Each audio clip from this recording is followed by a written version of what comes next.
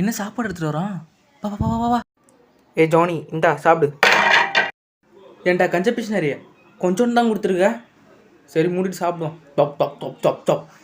என்ன டேஸ்ட் எப்பா சப்பா. என்னடா சாப்பாடை மீதி வச்சிட்ட? ஏன் நீ வந்து சாப்பிடா? எது நான் சாப்பிடவா? என்னடா நேத்தி கொடுத்தது பத்தலையா? அது நேத்திக்கு, இது இன்னைக்கு. ஓ மா, நாய் பிரியாணி சாப்பிட்டு ரொம்ப நாள் ஆச்சு. நாய் பிரியாணி செய்யிட்டா? நாய் பிரியாணியா? எங்க கண்ணி கெட்டின தூரம் வரைக்கும் ஒரு நாய் கூட காணோம்.